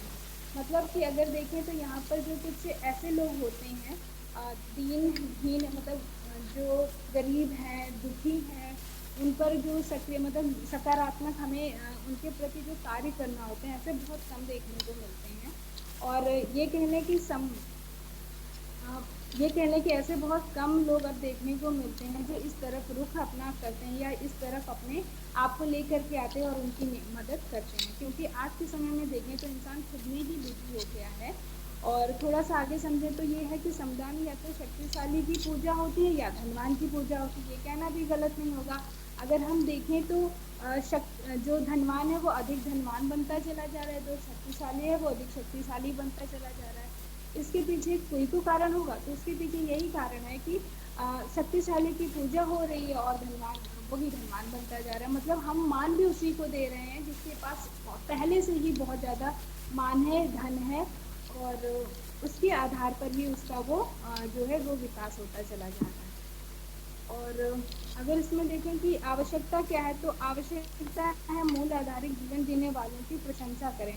मतलब मूल शिक्षा हमें ये कह रही है कि ऐसे लोगों की प्रशंसा ना करें जो मूल्य आधारित जीवन जीते ही नहीं है, मूल्य आधारों का वो निर्वाहन ही नहीं करते, बल्कि हमें ऐसे लोगों की प्रशंसा करनी चाहिए, ऐसे लोगों को पुरस्कृत करना चाहिए जो मूल्य आधारित जीवन जीते हैं, उनका निर्वाहन करते हैं, उन्हीं का सम्मान करना चाहिए। अब आगे बढ़ते हैं, है इसमें कष्ट सहन करने के लिए मानसिक तैयारी। वही चीज़ सेम बिंदु इसमें भी पॉइंट को रिपीट किया गया, लेकिन यहाँ पर थोड़ा सा अर्थ अलग होगा कि मूल्यों की रक्षा में थोड़ा सा ही अलग है, ज़्यादा अलग नहीं है, क्योंकि अर्थ तो सेम ही है। मूल्यों की रक्षा में कभी कभी मनुष्यों को भारी कष्ट भी उठाने पड़ते हैं, और इन कष्टों के बाद लक्ष्य प्राप्ति में जो आनंद मिलता है वो अवर्णनीय होता है। अर्थात ये कह लें कि जैसे पीछे भी बताया था, उसमें बालक को मानसिक रूप से कष्ट सहन करने के लिए तैयार किया गया था, ऐसी शिक्षा मूल शिक्षा में दे रही थी। और यहाँ पर कहा गया है कि मूल्यों की रक्षा करने के लिए मनुष्य को जो है वो भारी कष्टों का भी उठाने पड़ते हैं। और उसके बाद लेकिन कष्टों को उठाने की बाद ये कहने की विपरीत परिस्थितियों में भी जब हम अपने लक्ष्य की प्राप्ति करते हैं तो वो जो उसका आनंद होता है वो एक अलग ही आनंद होता है, जिसे हम शब्दों में बयां नहीं कर सकते। उम्मीद है समझ में आया होगा। अब इसके अंतिम बिंदु पर पहुंचते हैं। इसका अंतिम बिंदु है विद्यालय और मूल्य शिक्षा। तो इसमें 3 बिंदु हैं। तो सबसे पहले विद्यालय और मूल्य शिक्षा को देख लें। तो विद्यालय और मूल्य शिक्षा को देखते हुए इसमें देखते हैं कि क्या है। विद्यालय में मूल शिक्षा हो अथवा ना हो, और यदि हो तो किस प्रकार, किस रूप में हो, इस विषय पर भारत सहित अनेक देशों में खूब विचार विमर्श हुआ है, और अधिकतर विद्वान इस निष्कर्ष पर पहुंचे हैं कि विद्यालयों में जो मूल शिक्षा पर बल दिया जाना चाहिए, इस शिक्षा का विधान अलग विषय अथवा क्रिया के रूप में न करके विद्यालयों के समस्त विषय एवं क्रियाओं के एक साथ करना चाहिए। अर्थात उनका ये कहना है कि इस पर सिर्फ अपने ही देश में नहीं, देश विदेशों में भी इस विषय पर चर्चा की गई है, और ये निष्कर्ष निकाला गया है कि जो मूल शिक्षा है उसको एक अलग रूप से ना पढ़ा करके उसको विद्यालय के समस्त विषयों और क्रियाकलापों के साथ जोड़कर पढ़ाया जाए। तब जब इसका फिर जो इसका इम्प्लीकेशन होगा वो भी बहुत ही प्रभावशाली होगा, बहुत ही उचित होगा। और इसी से बच्चे कहने या फिर इसी से हमारे समाज को बहुत ही लाभ मिलेगा। अब इसका जो पहला बिंदु है वो है मूल्य प्रधान पर्यावरण। तो मूल्य प्रधान पर्यावरण क्या है? तो विद्यालयों में प्रवेश लेने से पहले बच्चे अपने परिवार और समुदाय के सदस्यों के बीच में रहते हैं। ये तो हम सब जानते हैं कि जब हम विद्यालय जाते हैं उससे पहले हम अपने परिवार में रहते हैं, अपने आस पड़ोस में रहते हैं, ठीक है, जो हमारा समुदाय होता है हम उसमें जीवन यापन कर रहे होते हैं। और परिवार और समुदाय के सामाजिक एवं सांस्कृतिक पर्यावरण से वे अनेक विश्वासों, आदर्शों, सिद्धांतों और व्यवहार मानदंडों को ग्रहण करते हैं। विद्यालय का कार्य इस प्रकार ग्रहण किए गए विश्वासों, आदर्शों, सिद्धांतों और व्यवहार प्रतिमानों के काट फाट कर उन्हें सही दिशा प्रदान करना होता है। मतलब कि बालक जिस समुदाय से आ रहा है वो विद्यालय में जब आता है तो विद्यालय में आने के बाद आप देखेंगे कि विद्यालय में जितने भी बच्चे आते हैं वो उनका जो समुदाय होता है, कहीं ना कहीं सब अलग अलग समुदायों के बालक हमारे विद्यालय में आते हैं। तो उनके जो आदर्श होते हैं, उनके जो सिद्धांत होते हैं, उनका जो व्यवहार मानदंड होता है वो सब अलग अलग होता है, ठीक है। तो उनके ही आधार पर या उन सबको एक साथ ले करके उनके उन व्यवहारों को जब हम एक जैसा बनाते हैं, मतलब ये कह लें कि मूल शिक्षा उन सभी का सार निकाल के उनको एक जैसा बनाने का कार्य करती है। वो ये नहीं कहते कि मतलब उनमें सद्भावना का विकास करती है, सबसे प्रेम करने की भावना का विकास करती है, प्रेम पूर्वक रहने की भावना का विकास करती है, उनमें से भेदभाव को मिटाती है, कौन छोटा है कौन बड़ा इसका भेदभाव मिटाती है। तो मूल शिक्षा इस प्रकार से कार्य करती है। और आगे है कि विद्यालय विषयों के शिक्षण के साथ मूल शिक्षा। और इसका अगला बिंदु है सह पाठ्यचारी क्रियाएं और मूल शिक्षा। ये दोनों बिंदु थोड़े थोड़े अपने ही आप में वृहद हैं, तो इसको हमने अलग से समझाने का प्रयास किया है।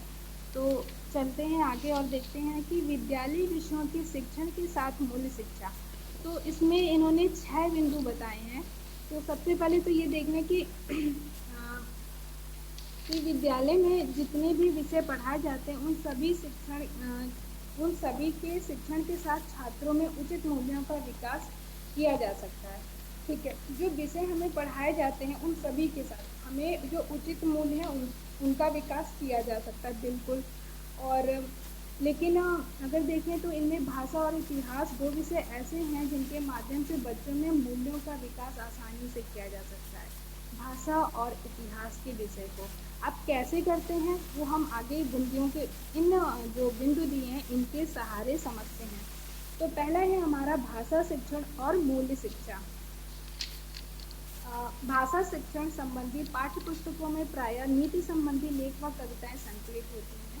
मतलब अगर हम सीधे सीधे यहाँ पर देखें तो भाषा शिक्षण वो होती है जो हमारी पुस्तक में, मतलब हमारी जो भाषा शिक्षण या ये कह लें कि हमारी भाषा पुस्तक होती है, सभी कक्षा के बच्चों के पास, या ये कह लें उनके पाठ्यक्रम में ये एक पुस्तक शामिल होती है उनके विषय वस्तु में, और जिसमें सरल से सरल भाषा का प्रयोग किया जाता है।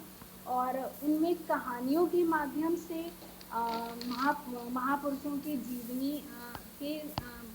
की जीवनी बताई जाती है, जिससे और उनके द्वारा किए गए कार्य बताए जाते हैं। वो किन मूल्यों को मतलब किन नैतिक मूल्यों में विश्वास रखते थे, कौन से सैद्धांतिक सिद्धांतों को वो मानते थे, उनका पालन करते थे। इस विषय में जो शिक्षक है वो हमें इस विषय में बृहद रूप से बताता है। तो जो बच्चे हैं वो जब हम अपनी पुस्तक में भी उन्हीं चीज़ों को देखते हैं, समझते हैं, पढ़ते हैं, तो उनको पूर्णतः वो धारण करते हैं, उस पर विश्वास करते हैं और धारण करते हैं। और इसी के साथ हम अगले बिंदु पर बढ़ते हैं, और अगला बिंदु है हमारा इतिहास शिक्षण और मूल्य शिक्षा। इतिहास शिक्षण, वैसे तो देखा जाए तो इतिहास शिक्षण में राजा महाराजाओं के मतलब उत्थान और पतन की बात कही गई है। कहानियाँ ऐसी हैं वहाँ पर कि इस राजा का साम्राज्य खत्म होने के बाद दूसरे राजा का साम्राज्य स्थापित होता है, फिर उसके बाद दूसरे राजा, तो ये प्रक्रिया दर प्रक्रिया चलती आई है। तो थोड़ा सा इसी में देखते हैं कि कैसे, कि ये कह लें कि इतिहास केवल राजा महाराजाओं के उत्थान पतन की कहानी नहीं होता, उसमें जाति, समाज अथवा राष्ट्र विशेष की सभ्यता एवं संस्कृति का दिग्दर्शन होता है, और मूल्यों का भी दिग्दर्शन होता है। और अगर थोड़ा सा समझे इसमें सरल शब्दों में कि देखें कि अपना ही इतिहास, अगर हम अपना ही इतिहास देख लें कि अपने इतिहास में क्या है, कैसे है, क्यों है, तो वहाँ पर देखें कि माता पिता की आज्ञा पालन में राम ने राज्य, जैसा भी मैंने पीछे आपको एक उदाहरण दिया कि जो प्रभु श्री राम थे, उन्होंने अपने माता या ये कह लें अपने पिता द्वारा दिए गए आज्ञा का पूर्णतः पालन किया, और वो 14 वर्ष के लिए वनवास स्वीकार करके चले भी गए थे। और वहीं पे अगर देखें तो भाई प्रेम और अपने पति के प्रति जो प्रेम था, श्रद्धा थी, और साथ देने का जो वादा किया था, इन मूल्यों का भी निर्वाहन भगवान श्री राम के साथ उनके अनुज भाई, उनके अनुज जो थे लक्ष्मण जी, और उनकी पत्नी माता सीता ने भी उनका पूरा साथ दिया था। और तो ये सारी चीज़ें, और इसी के अंतर्गत हमें और भी महापुरुषों के बारे में बताया जाता है। इतिहास हमारा हमारे बहुत से महापुरुषों की कहानियाँ हम तक पहुँचाता है। अगर हम बृहद रूप से देखें तो हमारा इतिहास ढेरों जो हमारे महापुरुष हैं उनकी हमें जन्म से लेकर के मृत्यु तक किए गए सभी कार्यों को बताता है, सिखाता है और उनके क्या विचार रहे थे उनको भी उनकी भी शिक्षा देता है। यह कह लें हमें इतिहास से इन सब का ज्ञान प्राप्त होता है। तो इतिहास की शिक्षा के साथ हमें इस प्रकार मूल्यों का विकास भी होता है, क्योंकि जो उसकी कहानियाँ होती हैं, महापुरुषों की जो जीवनी होती है, वो हमें इस प्रकार से प्रभावित करती है। आगे देखते हैं तो यहाँ है भूगोल शिक्षण और मूल्य शिक्षा। इसमें है कि भूगोल द्वारा बच्चों को देश विदेश की प्राकृतिक, आर्थिक और राजनीतिक स्थिति का ज्ञान कराया जाता है। उन्हें संसार के विभिन्न मानव जीवन शैलियों का ज्ञान कराया जाता है। बिल्कुल देखिए, जैसे भूगोल की अगर हम बात करें, हमारा जियोग्राफी, तो वो सिर्फ और सिर्फ आ, हम अपने मतलब भारत भूगोल की बात ना करके हम अंतरराष्ट्रीय स्तर पर भूगोल की बात करें, तो जो भूगोल शिक्षण है हमें वो इस प्रकार से शिक्षित करता है। और हमारे इवन यहाँ तक भूगोल शिक्षा से हमें यहाँ तक ज्ञान मिलता है कि हमारी पृथ्वी का हमारे उद्गम कैसा, पृथ्वी का निर्माण कैसे हुआ है, इसका पता चलता है। पृथ्वी मतलब दिन और रात कैसे, पृथ्वी कैसे घूर्णन करती है, कैसे उसका जो परिक्रमा है वो कम पूरी करती है, कैसे 365 दिन होते हैं साल में, कब 366 दिन किस प्रकार से होते हैं, और दिन में 24 घंटे, मतलब वो इन सब चीज़ों का अगर हम देखें तो भूगोल शिक्षण हमें इन सब चीज़ों की जानकारी देता है। और साथ ही हमें वहाँ पर अगर हम मूल्यों की बात करें तो हमें विश्व बंधुत्व की भावना भी भूगोल शिक्षण से ही जागृत होती है। ठीक है।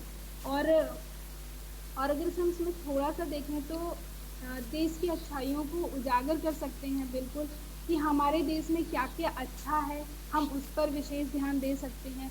उसको अपने देश के साथ साथ हम और भी जगहों पे उसका प्रचार प्रसार कर सकते हैं। बच्चों करने और बुरे का त्याग करने की ओर उन्मुख कर सकते हैं। मतलब इस प्रकार से हम उनको बता सकते हैं कि आपके सामने ये चीज़ें सही हैं और कुछ ये चीज़ें गलत हैं, और आपको चयन किस प्रकार किसका करना चाहिए। हम ये भी क्षमता का विकास बच्चों में करते हैं, चयन क्षमता का विकास। आगे बढ़ते हैं तो देखते हैं अगला बिंदु है हमारा नागरिक शास्त्र शिक्षण और मूल्य शिक्षा। नागरिक शास्त्र शिक्षण मूल रूप से नागरिकों के अधिकार एवं कर्तव्यों की चर्चा होती है। और नागरिक शास्त्र में ये बताया गया है या उसी में उल्लेखित है कि जो नागरिक मूल्य हैं वो क्या है, और नागरिक अधिकार क्या है, नागरिकों के कर्तव्य क्या हैं, उसके शिक्षण से, या ये कह लें कि जब हमें उसकी शिक्षा दी जाती है तो हमें वहाँ पर पता चलता है कि जो नागरिक हैं उनके क्या कर्तव्य हैं, क्या मूल्य हैं, और क्या उनके अधिकार हैं, और हमें किस प्रकार उनका निर्वहन करना चाहिए। हमें हमारी मूल्य शिक्षा इस चीज़ से हमें अवगत कराती है। आगे बढ़ते हैं, देखते हैं अगला बिंदु अर्थशास्त्र शिक्षण और मूल्य शिक्षा। अर्थशास्त्र शिक्षण और मूल्य शिक्षा अर्थात अर्थशास्त्र में मूल रूप से आय के स्रोत और साधनों की चर्चा की जाती है, और मांग और पूर्ति के नियम बताए जाते हैं, और देखा जाए तो उत्पादन में श्रम और साहस के महत्व को स्पष्ट किया जाता है, और जनसंख्या की वृद्धि से दुष्परिणामों से सचेत किया जा सकता है।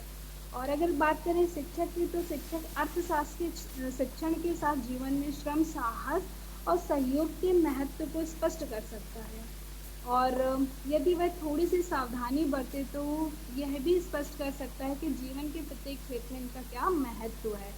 मतलब जो हमारी अर्थशास्त्र शिक्षण विधि है, या ये कह लें अर्थशास्त्र की जो शिक्षा है, उसी से हमें उत्पादन श्रम की जानकारी होती है, उसके महत्व की जानकारी होती है, मांग और पूर्ति के नियम की जानकारी होती है, और सहयोग की भावना का विकास होता है, साहस की भावना का विकास होता है, हमारी अंदर क्या क्षमता है उसको उसकी मतलब हम कितना हम क्या कर सकते हैं, कैसे कर सकते हैं, मतलब हम किस प्रकार से अपनी जीविका को अर्जित कर सकते हैं उसका, और अपनी जीविका का मतलब ये कह लें कि अपना जीवन निर्वाहन कर सकते हैं। इस प्रकार की शिक्षा यहाँ पर बताई गई है। और देखें कि अगला बिंदु है, इसका अंतिम बिंदु है विज्ञान शिक्षण और मूल्य शिक्षा। मतलब कि अगर थोड़ा सा समझे तो कुछ लोगों का आरोप है कि विज्ञान ने ही हमें गैर मूल्य जीवन जीने की ओर अग्रसर किया है, और कुछ सीमा तक यह बात अपने में भी सही है कि यदि शिक्षक चाहे तो विज्ञान शिक्षण के साथ बच्चों में अनेक मूल्यों का विकास कर सकते हैं। ठीक है, गलत नहीं है बिल्कुल भी। देखो, विज्ञान में भी कुछ ऐसी ऐसी सिद्धांत हैं या ऐसे ऐसे नियम बताए गए हैं जो हमारे दैनिक जीवन में उनका प्रयोग हम करते हैं या वो हमारे लिए उपयोगी होते हैं। तो हमारे जो शिक्षक होते हैं वो समय समय पर उन चीज़ों का अगर हमें ज्ञान कराते रहें, उन चीज़ों से हमें परिचित कराते रहें, तो कहीं न कहीं हद तक ये शिक्षण हमारे लिए अत्यधिक महत्वपूर्ण साबित होगा। तो इसी के साथ विद्यालयी विषयों के शिक्षण के साथ मूल शिक्षा ये समाप्त होता है। अब अगले बिंदु पर बढ़ते हैं। अगला बिंदु है हमारा सहपाठ्यचारी क्रियाएं और मूल्य शिक्षा। इसी के साथ थोड़ा सा पानी पीना चाहेंगे।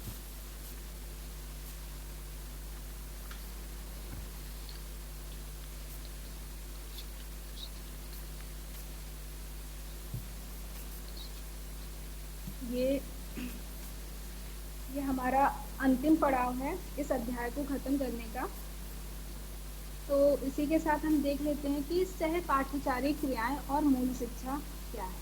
तो बच्चों के विकास में जितना महत्व पाठ्यचारी क्रियाओं का होता है, उतना ही महत्व सहपाठ्यचारी क्रियाओं का होता है। अर्थात यहाँ पर पाठ्यचारी और सहपाठ्यचारी क्रियाओं का ये मतलब है कि जो हमारे पाठ्य में मतलब हमारे पाठ्यक्रम में रखी गई हैं, उनको तो हमें पढ़ना ही पढ़ना, और उनके साथ साथ हमें कुछ और जो और क्रियाएं कराई जाती हैं या ये कहने कुछ और चीज़ें सिखाई जाती हैं या और कुछ उनको उनसे जोड़ करके कुछ और क्रियाएं कराई जाती हैं, वह उन्हें हम सहपाठ्यचारी क्रियाएं कहते हैं। और ये कहने कि विद्यालयों में विद्यालय विषयों के शिक्षण के अतिरिक्त जो भी क्रियाएं होती हैं वो सहपाठ्यचारी क्रिया, मतलब विद्यालय शिक्षण जो पाठ्यक्रम है उसके अतिरिक्त जो भी अतिरिक्त शिक्षण की क्रियाएं होती हैं वो हमारे सहपाठ्यचारी क्रियाएं होती हैं। अब हम एक एक बिंदु को पढ़ेंगे और समझेंगे कि क्या है।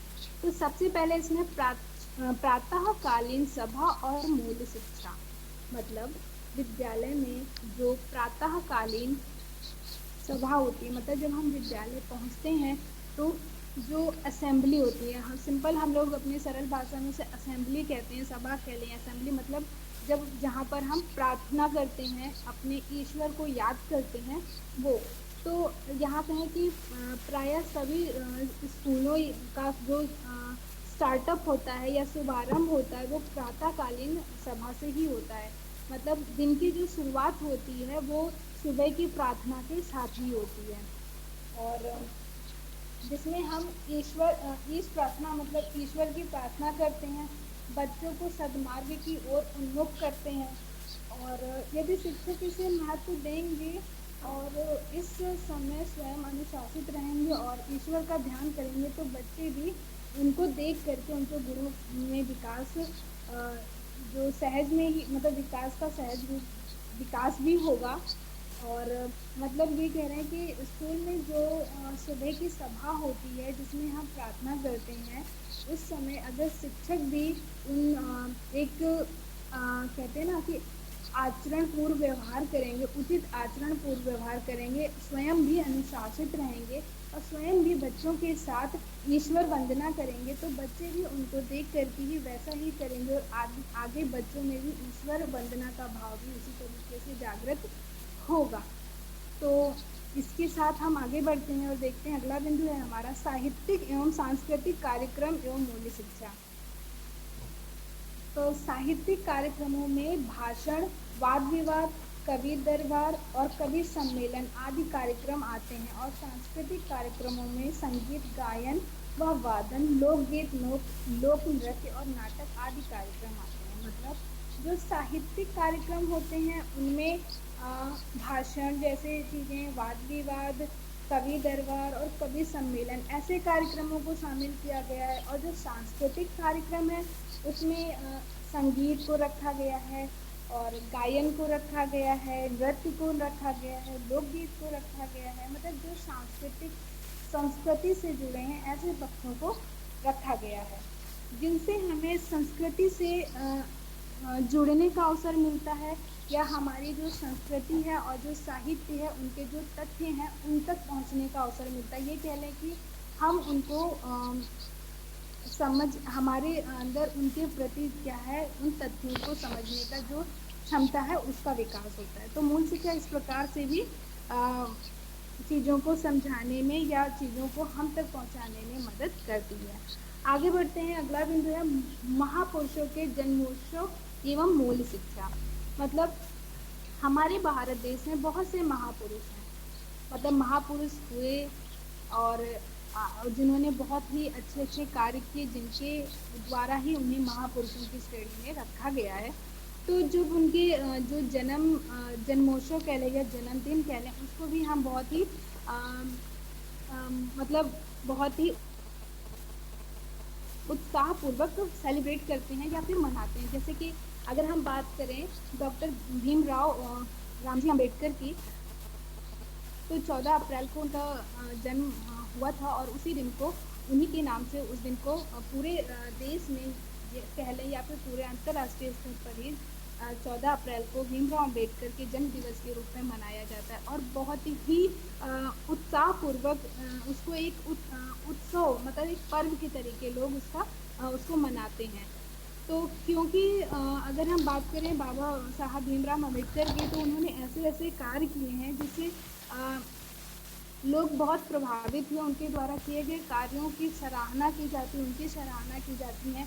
वो इस वजह से कह लें या फिर आज अगर हम इस तरीके से पढ़ रहे हैं बिना किसी बाधा के, बिना किसी रुकावट के, तो उसमें बहुत बड़ा योगदान बाबा साहब का भी है।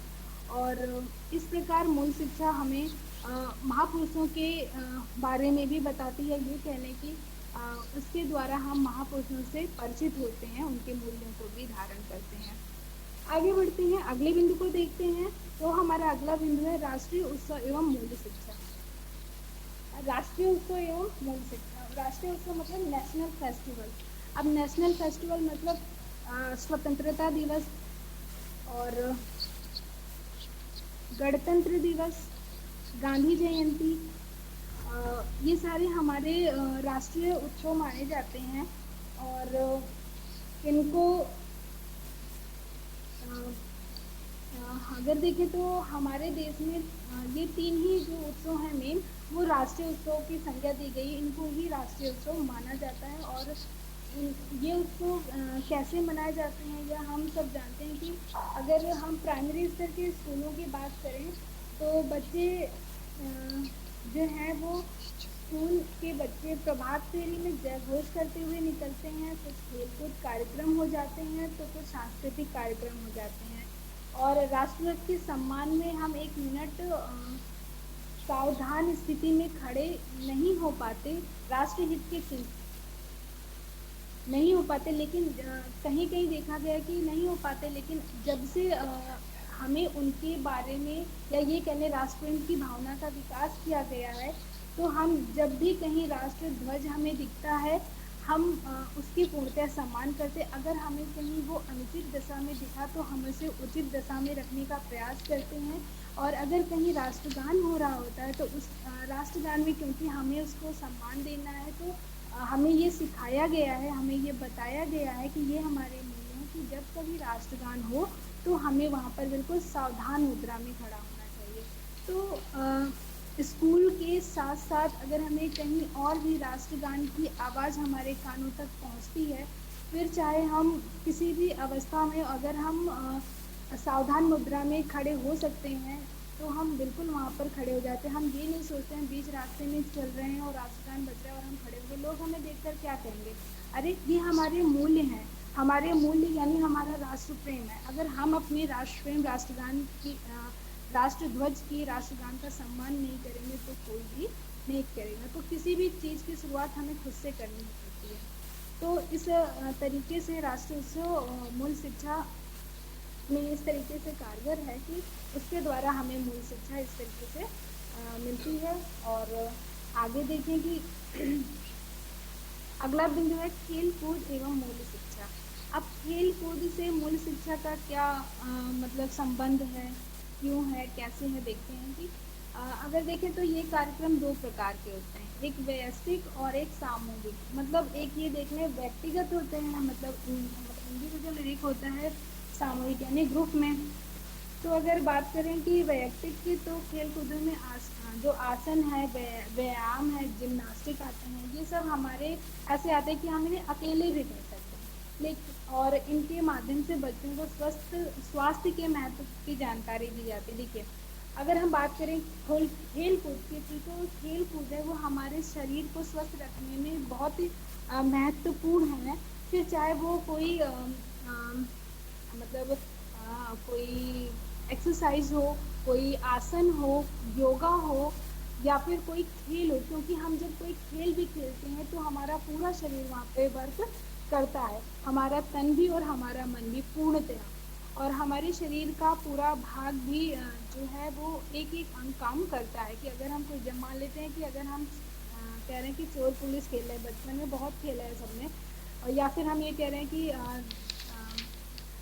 तुम दौड़ो और हम पकड़ेंगे, कोई एक बन जाता था चोर और फिर बाकी दौड़ते थे, तो फिर ये जो रनिंग प्रोसेस होता था, दौड़ने की ये जो क्रिया होती थी, इसमें संपूर्ण शरीर की एक्सरसाइज होती थी, पूरे शरीर का एक्सरसाइज होता था, जिससे हमारा जो स्वास्थ्य है वो बहुत ही अच्छा रहता था। तो अगर आप यहाँ पर थोड़ा सा देखें तो पहले के बच्चों से और आज के बच्चों में देखें तो पहले के बच्चे ज़्यादा स्वस्थ रहते थे, और आज के बच्चों के अगर हम वर्तमान परिप्रेक्ष्य में देखें तो आज के बच्चों में ये जो आउटडोर गेम्स हैं ये बहुत ही कम हो गए हैं। एक तो उसके कारण ये भी है कि अब तो जगह भी इतने नहीं बचे हैं। दूसरा, ये थोड़ा फ़ोन ने भी ले लिया, मल्टीमीडिया ने भी उसकी जगह, खेलों की जगह लिया, आउटडोर गेम की प्लेस ले लिया है। तो कहीं न कहीं ये अंतर पाया जाता है। तो मूल शिक्षा हमें खेल-कूद के माध्यम से शारीरिक मतलब जो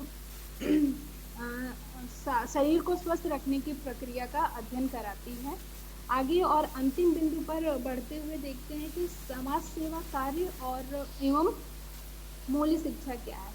तो इसका देखें तो यूँ तो अगर बात करें, विद्यालयों में अनेक प्रकार के सेवा संगठनों, scouting, N S N S N S C sorry N S N S S और एनसीसी आदि की व्यवस्था, मतलब ये जो सारी फिजिकल एक्टिविटी वाले जितने भी ये कोर्सेज हैं, अगर हम इनकी बात करें, और ये सारे हमें समाज सेवा, स्काउटिंग की अगर हम बात करें तो बीएड में स्काउटिंग जब हमें कराया गया था तो उसमें सबसे जो मुख्य बिंदु था, ये कह लें कि जो हमारे स्काउट गाइड थे वो एक ही चीज़ पे सबसे ज़्यादा फोकस करते थे, वो थी समाज सेवा।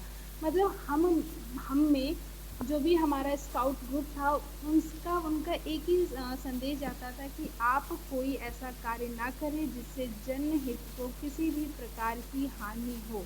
समाज सेवा हमारा सर्वप्रथम कार्य है, हमारा सर्वप्रथम कर्तव्य है। और वहाँ पर इन्होंने समाज सेवा के साथ साथ परोपकार करना बताया, सहयोग की भावना का विकास कैसे किया, स्काउट के अंदर ये सारी चीज़ें, साथ ही साथ मतलब बड़ों का सम्मान और राष्ट्र का सम्मान, राष्ट्र से प्रेम की भावना का विकास, इन सभी तमाम जो मूल्य, ऐसे मूल्य हैं जो हमारे सामाजिक मूल्यों के अंतर्गत आते हैं, उन सब का विकास करती है।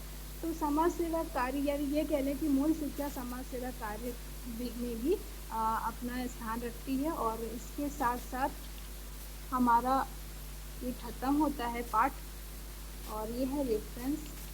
और आप सबका बहुत बहुत धन्यवाद। Thank you sir.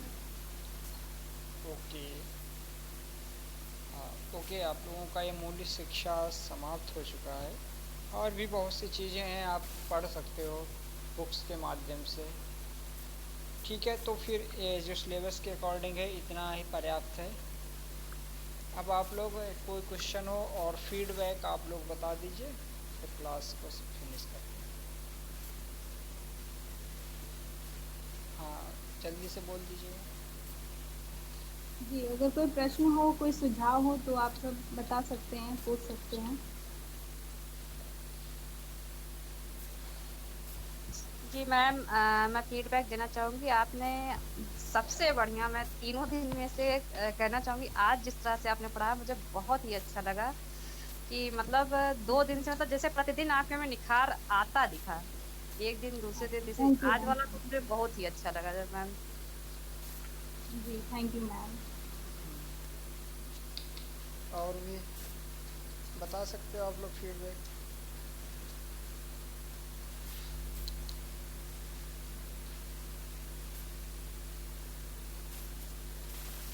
क्वेश्चन हो तो आप क्वेश्चन पूछ दीजिए, जी, कोई प्रश्न हो किसी का तो आप प्रश्न भी पूछ सकते हैं।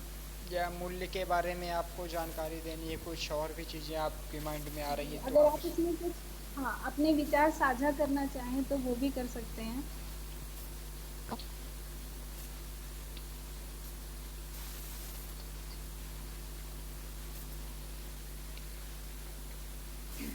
हम विचार ये साझा करना चाहेंगे, जैसे धार्मिक मूल्य अच्छी बात होती है, लेकिन जो हम्म। अल्पज्ञ लोग होते हैं वो धार्मिक मूल्यों को टकराव का कारण समझ लेते हैं। बिल्कुल ये बिल्कुल बहुत सहमत मैं आपके साथ। यह बहुत बड़ी विडंबना है मैम। तो मैम इसको थोड़ा प्रचारित करना भी चाहिए कि जैसे कि सभी लोग करते हैं, लेकिन ना समझने वाले बस यही कहते हैं नहीं ये धर्म है तो इस धर्म की अवहेलना ही करना है। तो हमारा धार्मिक आचरण तो यही करता है कि आप सभी का सम्मान करें, फिर भी लोग हम्म। नहीं समझते हैं। अतिथि देवो भव, लेकिन विदेशों से आए हुए लोगों का अपमान करते हैं। तो यह सब भी ध्यान देने की जरूरत है हम लोगों को। श्योर। बिल्कुल। सिर्फ ध्यान देने की नहीं, विशेष रूप से ध्यान देने की जरूरत है। वो कहा था ना मैंने एक चीज की, हम कहते तो है लेकिन हम करते नहीं है। कथनी कुछ और है और करनी कुछ और है। तो वही चीज यहाँ पर है कि बेशक हमें पता है कि हमारे मूल्य हैं क्या। भाई, अतिथि देवो भव हमारे मूल्य हैं, ठीक है। हमारे घर आया हुआ व्यक्ति घर से भूखा प्यासा ना जाए, हमारे मूल्य हैं। लेकिन क्या सब इसका पूर्णतया पालन करते हैं? जो मेहमान पसंद नहीं होता उसे ये लगता है यार कब जाओगे। एक सरल जनरल भाषा में बोला, लेकिन लोगों की हम ये चीज है कहीं ना कहीं है। तो वो चीज तो मतलब वहीं पर छोड़ दी ना उन्होंने कि अतिथि देवो भव। तो कहना है और करना है, यहाँ पर मूल्य तभी साबित होंगे कि जो हम चीज कहते हैं उसको साथ में करते भी जाएं। तो हमारे मूल्य उजागर होंगे और वो और लोगों तक प्रसारित भी होंगे। जी मैम। और मैम जो उनके वैसे मूल्य होते हैं, मूल्य मतलब क्या, आडंबर और क्या कहते हैं झूठा दिखावा कि हमें इनको नहीं छूना है, इनको नहीं बैठाना है, हमारे पूर्वज ऐसा नहीं करते थे, उसको लेकर के चलते रहेंगे। ये नहीं देखेंगे कि हमारे हम्म। पूर्वज जब आते जाते राहगीर रहते थे, कोई पहचान नहीं रहती थी, उनको भी हम्म। रात में शरण दे देते थे और खाना खिलाते थे। और पहले बिल्कुल का जो झूठ बात है, गलत बात है, उसको लेके बैठे रहेंगे। बिल्कुल बिल्कुल totally agree with you. Actually यहाँ पर एक बहुत ही अच्छा एग्जांपल मेरे दादाजी हैं।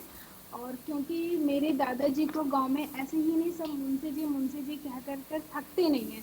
उनका मतलब पिछले साल उनका देहांत हो गया, लेकिन आज भी लोग उनके नाम से ही हमारा घर बताते हैं, हमको पहचानते हैं। सिर्फ और सिर्फ उनका एक काम था, अगर कोई भी गांव में कोई भी आया उसको कहीं जगह नहीं मिले, जो भी नहीं, वो सब यही बोल देते थे जाइए मुंशी जी के यहाँ, वो आपको खाना भी खिलाएंगे, वो आपको सोने की जगह भी देंगे। ठीक है। तो वहां पर लोग हमारे घर पे उन्हें छोड़ के जाते थे और हमारे घर पे आने के बाद बिल्कुल उनका उसी तरीके से सत्कार होता था जैसे हमारे घर कोई मेहमान आया, हमारा अपना परिचित आया, बेशक हम उनको नहीं जानते, लेकिन उनके सेवा सत्कार में कोई कमी नहीं होती थी। ये हमने अपने दादाजी से सीखा है। दूसरी चीज हमने अपने दादाजी से सीखी है कि बड़ों का सम्मान। और जो अगर मदद मतलब किसी को अगर सहायता चाहिए तो हमें सहायता किस प्रकार करनी है वो हमने अपने दादाजी से सीखा है। इवन मुझे अब मेरे दादाजी की एक चीज बहुत अच्छी लगती थी, उनका ये था कि हम बहुत सक्षम हैं, बेशक हम एक रोटी खा रहे हैं, ठीक है, लेकिन हम अगर आए हुए व्यक्ति को वो एक रोटी भी नहीं खिला पाते हैं तो हमारे वो एक रोटी खाना भी व्यर्थ है। मतलब उनका ये कहना था कि अगर हमारे पास हम इस लायक हैं कि हमारे द्वार पे आया हुआ व्यक्ति अगर भूखा जाता है तो वो हमारे जो हम इस लायक पहुंचे हैं या इस स्तर पर खड़े हैं तो वो व्यर्थ चला जाएगा। और अगर वो व्यक्ति हमारे घर से मतलब संपूर्ण होकर के जाता है, पेट मतलब अच्छे से उसका पेट भरता है, वो पूरा खुश होकर के जाता है, तो हमारे जो इस स्तर पे पहुंचने का वो है वो ही मतलब वहां पर उसका फिर कोई औचित्य होगा नहीं, तो व्यर्थ होगा। उनका ये मानना था। तो घर पर आए हुए कोई भी व्यक्ति, वो उनको जानते थे या नहीं जानते थे, सबका उसी प्रकार से सम्मान करते थे, जरूरतमंदों की मदद करते थे। इवन गांव में अगर कोई ऐसा घर है जहाँ पर किसी कन्या का विवाह हो रहा है और वो घर उस विवाह को करने में असमर्थ है, तो वहाँ पर वो बढ़ चढ़ के भाग लेते थे और अपनी बेटी की तरीके उनका ब्याह करते थे। एक नहीं, उन्होंने करीब से करीब 20 से 25 लड़कियों का इस तरीके से कन्यादान किया अपनी बेटी बना करके। तो ये सारी चीज़ें उनकी बहुत प्रभावित करती और उनके मूल्य हमें भी है कि भाई अगर मेरे पास एक रोटी है और अगर कोई भूखा आया है तो हम उसको भूखा नहीं जाने देंगे। ठीक है, अगर आपको ज़्यादा भूख लगी है हम दूसरी रोटी का अरेंज कर सकते हैं तो आप ये खा लीजिए, या फिर अगर नहीं कर सकते तो चलिए साझा कर लेते हैं। तो ये मूल्य अगर हम सबके अंदर होंगे तो शायद जो हमारा ये परिदृश्य है ये कुछ और होगा कुछ टाइम के बाद। जी मैम जी। इसी पे यही है ना कि हम सब जानते हैं कि मूल्य हैं क्या, उनकी आवश्यकता क्यों पड़ी, उनका महत्व क्या, हम सब जानते हैं। ठीक है, लेकिन उसको इम्प्लीमेंट हम खुद ही नहीं करते तो हम किसी और से कैसे मतलब वो कर लें कि वो उसका वो करेंगे। तो जो इम्प्लीमेंट है वो हमें पहले खुद से करना होगा, तो हमें देख करके लोग प्रेरित होंगे तब वो करेंगे इस किसी काम को। जैसे अगर भीमराव अंबेडकर अगर वो वही सारी चीजें लेकर के बैठ जाते तो क्या आज हम उन्हें पढ़ रहे होते? नहीं ना। तो वही चीज है कि कार्य को करना होता है, कहना नहीं होता। ये हमारे परम मूल्य होते हैं कि हम जिन कार्यों को कह रहे हैं उनको निर्वाहन भी करें। किसी और के कोई प्रश्न है या कोई विचार साझा करना चाहे? ओके, बताइए जल्दी से, क्लास ओवर करते हैं इसकी। जी ओके ठीक है फिर। जी मैम, जी सर मेरा एक प्रश्न है, थोड़ा सा मैं फीडबैक दे दूं। हाँ, फीडबैक ठीक हो। कि सर शशि मैम ने तो बहुत ही अच्छा पढ़ाया और काफ़ी जो सरल शब्दों में इसका उदाहरण देके प्रस्तुत किया। ठीक है, जहाँ तक इन्होंने वैल्यू एजुकेशन के बारे में बात की, सर मेरा एक सवाल है कि समाज में जिस प्रकार से नैतिक मूल्यों का पतन हो रहा है, लोगों में सांप्रदायिक द्वेष, ईर्ष्या आदि बढ़ रही है, लोग एक दूसरे को देखना पसंद नहीं कर रहे हैं, तो इसको हम किस प्रकार के मूल्यों के द्वारा दूर किया जा सकता है? ओके, तो इंद्रेश जी अगर हम बात करें किस प्रकार के मूल्यों से इसको दूर किया जा सकता है तो यहाँ पर कोई एक मूल्य को ही बताना उचित नहीं होगा, क्योंकि ये सारे हमारे मूल्य हैं और सभी मूल्य एक दूसरे से जुड़े हुए हैं। तो हम जब सभी मूल्यों का एक एक करके निर्वाहन करेंगे तभी हम अपने किसी न जो आपका प्रश्न है उसके उत्तर तक पहुँचेंगे। मतलब अगर हम ये कह लें कि अगर हम सहयोग की भावना छोड़ दें, सद्भावना छोड़ दें, प्रेम छोड़ दें, है ना, या ये कह लें कि अगर हम घृणा कर रहे हैं तो उस व्यक्ति से सिर्फ नहीं, अगर हो सकता है कि हमें कोई उसकी ऐसी चीज़ें पता चली हैं जिनसे हमें उसे मतलब हमें उससे घृणा हो गई है, हम उससे अलगाव करने लगे हैं। ज़रूरी नहीं है वो जो बात हमें पता चली वो पूर्णतः सच है। तो हमारे मूल्य ये कहते हैं पहले तो हम चिंतन मनन करें, सत्य असत्य में भेद करें, उसके बाद हम मतलब उस पे आए कि हम उससे अलगाव करें या ना करें। उम्मीद है आपको समझ में आया होगा। जी मैम। और नहीं तो कुछ आप कहना चाहें तो बताइए। नहीं ठीक है, लेकिन जो आपने बताया वो अच्छा ही है, लेकिन जैसे जिस प्रकार आपने बताया कि सहयोग, प्रेम भावना, घृणा आदि की बातें हैं, लेकिन एक तरफ से कोई व्यक्ति प्रयास करे और सामने वाला प्रयास न करे तो उसके लिए क्या किया जाए? फिर किस प्रकार के तो मूल्यों को दिखाया जाए कि हाँ हाँ बिल्कुल बिल्कुल। तो इसके लिए हम एक बहुत अच्छा उदाहरण देना चाहेंगे गांधीवादी मूल्य का। अगर आपने मूवी देखी है मुन्ना भाई MBBS, तो उसमें कोई कब तक पत्थर बना रहेगा, पत्थर इन द सेंस आपने वहाँ पर देखा होगा एक व्यक्ति था जो एक दूसरे व्यक्ति के दरवाजे पे रोज आकर के पान खा के थूकता था। ठीक है, एक दिन थूका, 2 दिन थूका, फिर उसने क्या कर दिया, उसने कुछ भी नहीं बोला, उसने उसका एक उपचार निकाला कि वो स्माइल करके बाहर निकलता था, बाल्टी में पानी लेता था और एक कपड़ा लेता था जिससे उसको वो पोंछ देता था और उसको स्माइल करके बस छोड़ देता था। 1 बार किया, 2 बार किया, 3 बार किया, मतलब उसने जितने तब तक किया जब तक उस जो वो व्यक्ति वहाँ पर आके थूकता था उसने अपनी गलती नहीं मान ली। क्या उसने कुछ कहा? नहीं। उसने सिर्फ और सिर्फ शालीनता से, सौम्यता से और धीरज के साथ अपने कार्यों का निर्वहन किया और ये सारे हमारे मूल्य हैं। तो कहीं न कहीं जाकर के जब उसने इन सभी मूल्यों का निर्वहन किया तो जा करके उसको एक मतलब अचीवमेंट मिली ना, फिर उसने उससे माफ़ी भी मांगी और फिर उस दिन से उसने झूठना भी बंद कर दिया। तो किसी को सुधारने से पहले हमें खुद में वो चीज़ें लानी पड़ेंगी। मूल्य हमें यही कहते हैं कि अगर हमें कोई चीज़ सुधारनी है तो पहले हमें खुद को उसको सीखना पड़ेगा, अपने अंदर लाना पड़ेगा, उसके बाद हम दूसरों से उसकी उम्मीद कर सकते हैं। और उम्मीद है आपको ये मेरा उदाहरण सही लगा होगा, क्योंकि नहीं, मुझे बहुत नहीं अच्छा लगता उदाहरण है, कि लेकिन मैम थोड़ा-सा आपने बताया जो कि पहले अपने सुधरना होगा, तो सामने वाला व्यक्ति ये सोचता है कि पहले वो सुधरे, फिर वो सोचता है कि वो सुधरे, तो और इसी ये में तो पूरे धीरे-धीरे जीवन आगे ये बढ़ता चला जाता है और दोनों में कोई सुधर नहीं पाता है। ऐसा हर जगह नहीं होता। देखिए सबके यहाँ पर जो ये हमारा दर्शन का विषय है, तो सबके दर्शन अलग-अलग हैं, ठीक है? तो आपकी दर्शन कुछ और कह रहे हैं, या हो सकता है कि आपके साथ अगर हम इसको डिबेट अगर इसी क्वेश्चन को लेकर के करें, तो सबके अलग-अलग प्रश्न के इसी प्रश्न के एक अलग-अलग उत्तर आएगा।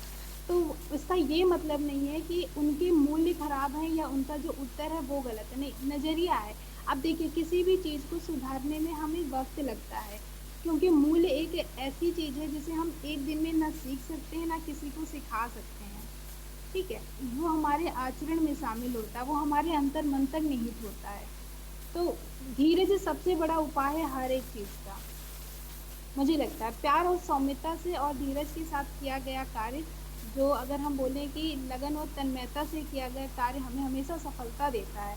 फिर चाहे वो रूठा हुआ व्यक्ति ही क्यों ना हो, हम उसे मना लेंगे। यस मैम, जैसे इंग्लिश में इसलिए एक लाइन कही गई है, लव कंक्यूर ऑल, एमोर विंसिट ओमनिया।